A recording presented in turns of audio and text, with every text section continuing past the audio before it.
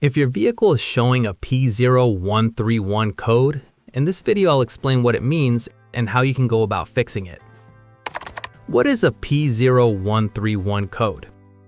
It stands for O2 Sensor Circuit Low Voltage, Bank 1, Sensor 1. In simple terms, the onboard computer is seeing a low voltage signal coming from one of the oxygen sensors in the exhaust system, and that indicates a problem that needs to be diagnosed. The engine computer relies on oxygen sensors to monitor how much oxygen remains in the exhaust after combustion. This information helps the computer adjust the air-fuel mixture so the engine runs efficiently.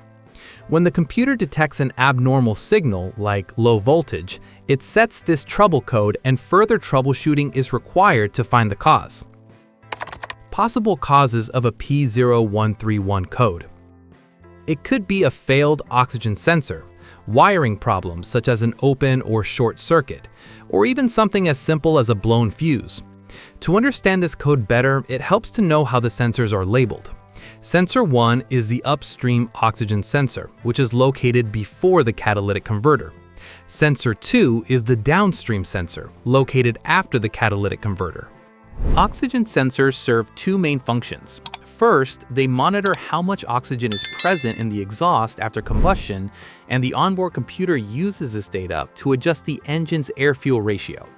Second, they have built-in heater elements which help the sensors reach operating temperature faster and allow the system to enter what's called a closed loop more quickly.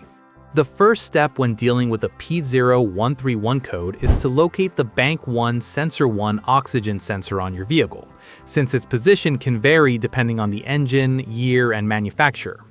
Bank 1 is always the side of the engine with the number 1 cylinder.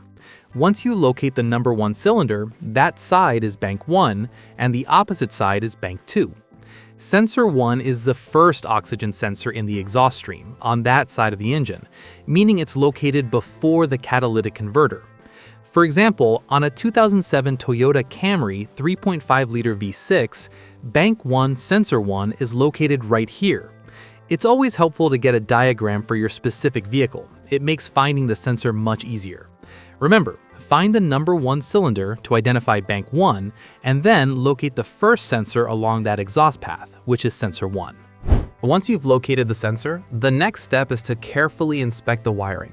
Make sure the connector is fully plugged in and check for damaged wiring, broken insulation, open circuits, or shorts. Keep in mind that wiring problems can cause the exact same symptoms as a failed oxygen sensor, so this step is important. Also, remember that these sensors are usually protected by a fuse and sometimes a relay. For example, on a 2005 Toyota Tacoma, the AF heater fuse handles this circuit, and there's also an AF heater relay. If that fuse is blown or the relay has failed, it can trigger this code as well. If you've checked everything and the wiring looks good, there are no blown fuses, and nothing else stands out, then it's very likely that the oxygen sensor itself has failed and needs to be replaced.